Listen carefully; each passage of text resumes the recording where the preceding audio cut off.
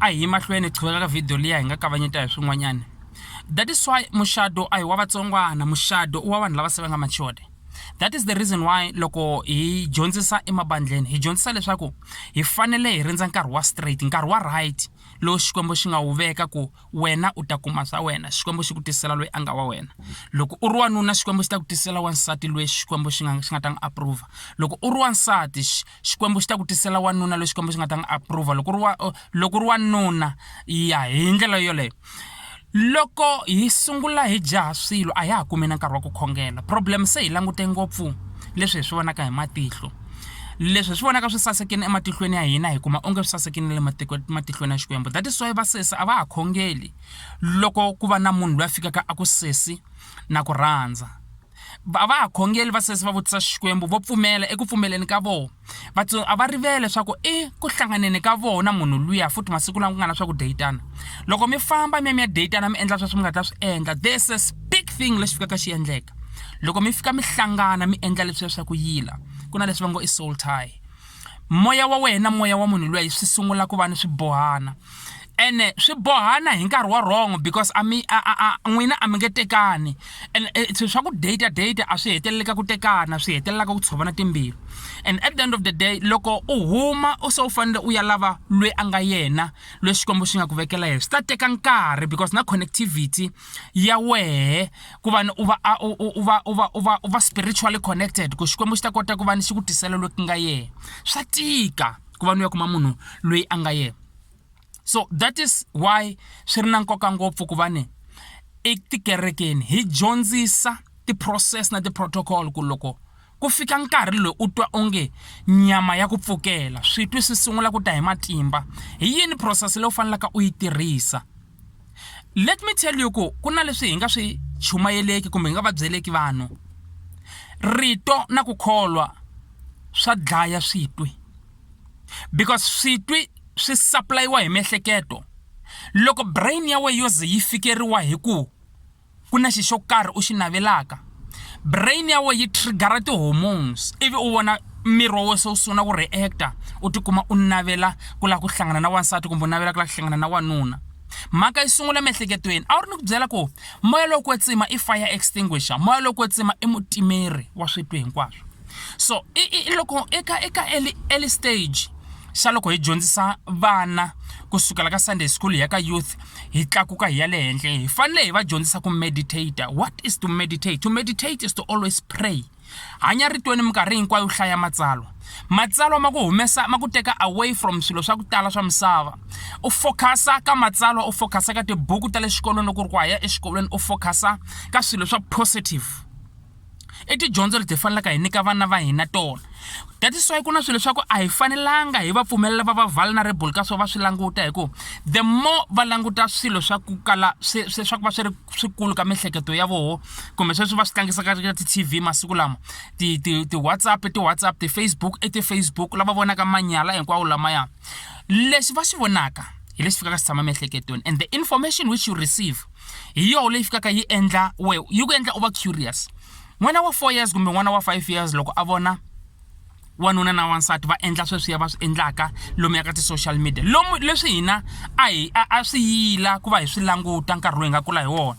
And a hi swi tiva swa ku loko swi vona swi sungula ku nghena u fanele u cinca channel kumbe u fanele u ti pfala matihlo. Loko u tshuka u nghena toilet kuma munhu lonkulu a ri ndzeni ka toilet a wu hundza a wu nga languti na ku languta u languta hansi u jika. So namuntlha information leyi yi kumaka hi vana va hina it's a wrong information leyi endlaka ku va tivutisa swivutiso swa ku tala swa ku wanuna na wansati loko va hlangana why ku endleka yini. And that information information ya ku hina hi fanele hi dlaya evangeli. Information liya a hi nge yi susi ka ti-social media, hi nge yi susi ka ti-media, hi nge yi susi ka TV, mara vangeli hi yo yi fanelaka yi enforcer the truth, hi yo yi fanelaka yi enforcer ti-rules ta ku n'wana i fanele a kurisa ku yini. So vatsari, I am here to tell you ku loko wena u nga ri na character ya kahle swi ta tika ku n'wana wa wena a va na character ya kahle. Because remember before hi va na thicara kumbe mudyondzisi exikolweni n'wana i fanele kuma mudyondzisi wa ku sungula kaya. ku nga wena mutswari. So mutswari loko ku ri ku u kahle matikhomelo ya wena matsaki ma hlelekini na n'wana ta swi kota ku a hleleka ku ya emahlweni evuton'wini bya yena. Mara n'wana loko o kala o vona kaya ku nga ri na ku hleleka swi ta tika ku n'wana a hleleka. That is why n'wana loko yo yingisela minkarhi ya ku tala n'wana i vulavula ngopfu hi xitalo leswi a sukaka a swi twa kaya. Na language leyi vulavulaka kaya i sungula ku vulavula language leyi vulavuriwaka kaya, which is telling you ku n'wana i va leswi a nga xiswoho hi ku ya hi ku kaya i dyondzisiwa yini kumbe i vona yini. So it is very important ku va ni dyondzisa vana va hina ti-protocol na ti-rule ta kahle ku na loko va ya va tekiwa va nghena evukatini va swi tiva ku evukatini luwa xisati i fanele a swi tiva ku n'wananga loko a huma i fanele a huma hi milawu ya la kaya. Hayi lava namuntlha va ku famba va tiyendisa va sungula hi ku datana munhu mi ri le xikolweni kasi se i le vukatini. Va sungula hi ku datana ku hala se va move swin'we se va tshama rumini swin'we se i hasa mi nga ha swi tivi ku endleka yini. Mi sungula ku tiva ku munhu kasi a tshama na wanuna loko se a biwini se ku la mi ya tenga. Doesn't make sense. Each and every household bava kumbe mhaki i fanele va enforce milawu ya kahle ku va vana va kota ku kula kahle. Vana namuntlha va famba va tshama na vafana i ti-rest va famba va tshama na vafana va move in na vafana because kaya a va kumanga foundation ya ku va tshama na vo hansi va ku n'wananga 1 2 3 loko swi endla swi ta ya ku bala ka 3 4 5 hi ku loko swi fika ka 3 4 5 ku na possibility ya ku 1 2 3 swi nga fambi kahle and loko swi nga fambi kahle u ta xaniseka loko se swi fika la. N'wana i fanele siku leri a humaka a fambaka a ya evukatini a nyikiwa ti-blessing mikateko, and loko a nyikiwa mikateko ya ku huma hi nomu yi na matimba hi yo leyi nga ta famba ya n'wi hlayisa, hi yo leyi nga ta famba i ya n'wi komba ndlela. That is why va ku munhu loko a fanele a ya shada kumbe a fanele a ya tekiwa ku fanele ku huma mikateko, blessings from both families ku va ta kota ku ya aka muti walowo. So ni la ku ta vula ku hi namuntlha hi na ti-young parents va sesi va ku voho vini a va yi kumanga foundation ya ku aka mimiti ya vo kahle because kaya a va swi vonanga. A swi va swi vonanga kaya na ku huma kahle kaya a va humanga kahle. Swa ku wansati wa nyikiwa nawu ku n'wananga wanuna wa hlantsweriwa, n'wananga wanuna wa swekeriwa, n'wananga wanuna wa xiximiwa, n'wananga u fanele u swi tiva ku maxaka ya nuna i maxaka ya wehe. Leswi endliwaka evukatini n'wananga ho tiyisela swa endleka vukati n'wananga bya katinga a va ha swi tivi because vo ti humesa a va ha humesiwi. A va ha yimeli ku va ni ku famba kahle va ka jaha va ta kaya va ta fika va tikomba ku humesiwa leswi humesiwaka hi xintu swa bikiwa. Ivi na va ku hala ka nuna loko va swi risika ka va ntombi va swi receive va swi bika hi ndlela va swi bikisaka xiswona.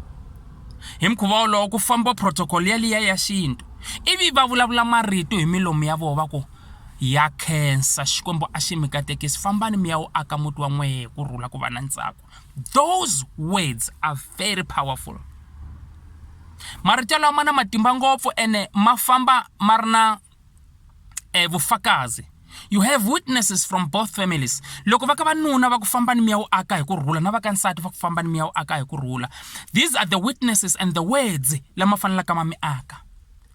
Siku leri swi tikaka wa swi kota wena wanuna ku u fonela va ka voho no ya a swi fambi kahle na nkosikazi lana ku na mhaka 1 2 3 anti swa hi nga solve njhani. Va le ka vansati va swi kota ku va ni va ku solvisa timhaka ta n'wana wa vo because u nghene hi phangu u nghene hi gede a wu yo tlula kunene.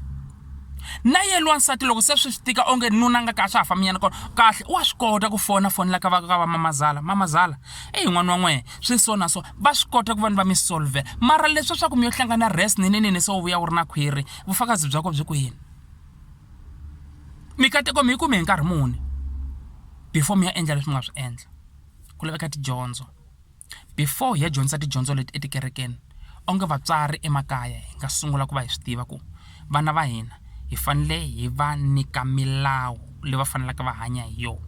Ya swi tiva ku tiko ri bolini loko va huma va hlangana na information yin'wanyana mara hina hi nga fail vana va hina hi ku tsandzeka ku va dyondzisa ti-basic leti hi lavaka va hanyisa sweswo kaya. Because ya swi twisisa ku television is out there to teach them negative things.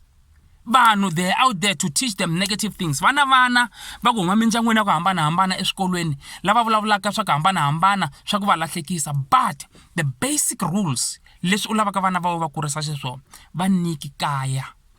ku na loko a tlula milawu liya wa swi tiva ku ni nikiwini milawu kaya ni to mani ni yi tlula men'wini mara milawu yo ni nikiwini. So it's very important ku vana va hina hi va nyika milawu, vana va hina hi va guide, vana va hina hi va dyondzisa ku na loko wa twa ku milawu lowu va ka u n'wi nyika yona na loko a famba a ya xikolweni milawu leyi ta n'wi gada i ta swi endla a ri karhi a swi tiva ku swi wrong because i byeriwile. Ku na lava swi endlaka va nga swi tiva ku swi wrong kumbe a swi wrong because a va zanga va kuma that base ya ku vanhu va tshamisiwa hansi va byeriwa n'wananga leswi na leswi a swi endliwa. Sweswi u ya xikolweni a wu ya lava vukati, sweswi u nga ta ya exikolweni famba u ya dyondza xikolo n'wananga loko nkarhi wu fika u dyondzeni se u tiyimelini. Hikuva manjheni hi nga ta sungula ku focus ka timhaka ta leswi u nga ya hi disappoint. N'wana a fika a swi tiva ku laha ni te xikolweni a ni telanga 1 2 3 mara loko a nga byeriwanga kusuka kaya kumbe a langute character ya vatswari kuma ku vatswari na vo a ku ri tingenje hey van'wamahupazuka tikhwantamu vavanuna vo nghena va cincana la kaya mara yet u ta n'wi khuzisa ku yini n'wana ku ri wehe n'wini u hanya vutomi byelebyo. To be a parent minus good character, it's a disaster. Hi fanele hi va na ti-character ta kahle ku vana va hina va ta kota ku dyondza. N'wana a ze a ti ba xifuva a ku ni la ku fana na papa mina, ni la ku fana na mama mina, hikuva a vona mahanyelo lawa nga mahanya etikweni u xikombiso xa kahle, evanhwini u xikombiso xa kahle. A hi hanyeni kahle ku va ni ta kota ku aka mindyangu ya hina yi va kahle, ku va ni ta kota ku va ni hi tshunelelana na Xikwembu. Vana va fanele va swi tiva ku masungulo ya vutlhari i ku chava Yehovha. Vanhu va fanele va swi tiva ku va fanele va xixima vatswari va vona ku va ni masiku ya vo ya ku hanya emisaveni ma ta kota ku engeteleriwa. Va fanele va swi tiva ku loko va nga xiximi vatswari rifu is roaming around, rifu ri le kusuhani na vona. Satan a nga va phija nkarhi wun'wana na wun'wanyana loko va nga ri na ku xixima. A va xiximi vatswari un'wana na un'wanyana loyi a nga nkulu eka vona va fanele va swi tiva swa ku loyi i mama, loyi i papa, loyi i malume. Vana va fanele va swi tiva ku vanhu lavakulu a va vitaniwi hi mavito. Leswi namuntlha swi nga hi lanhlekela swilo swa simple nje. U twa n'wana wa 5 years a vitana bava wa 40 years aka John. Swa hi byela ku i kurisiwe ka ndyangu wa njhani. Xikwembu a xi hi nyiki vutlhari ku va hi ta tsutsuma hi yima kahle mabandleni. Hi fanele hi sungula hi yime kahle mindyangwini ya hina. Xikwembu xi hi katekisi na le ka mixo wa siku. Xikwembu xi va na hina xi hi pfuna. Before hi ta vulavula hi tindzimi, before hi ta hi ya vulavula vanhu va kateka, before hi ta hi ya chumayela vanhu va kuma ti-deliverance, mindyangwini ya hina ku kahle na? A hi sunguleni mindyangu ya hina hi yaka hi foundation ya kahle, hi hlayeka etikweni ku vanhu ta kota ku hanya evutomi bya Kreste. Vanhu loko va hi languta a va voni Kreste evutomi bya hina. Xikwembu a xi mi endli kahle na le ka mixo wa siku. May the Almighty God bless you. Ni khensa hinkwenu mi nga subscriber, yana ni mahlweni mi subscriber hi kulisa channel leyi. Hi rin'wana ra masiku ni lava ku vona hi ya hlangana ka ndhawu leyi kulukumba swinene laha hi nga ta ku mi va mi ri ti-subscriber na van'wana lava hosi yi nga ta va yi hi pfune ku va tshunela. Hi ya dyondzisana swinene ngopfu hi timhaka ta mfumo wa tilo. This is my passion. Xikwembu a xi mi endli kahle. A hi yeneni mahlweni hi dyondzisana, hi kurisana eximoyeni hi ku hi leswi hosi yi tsakaka hi swona. Xikwembu a xi mi endli kahle na le ka siku ra namuntlha. Ahee.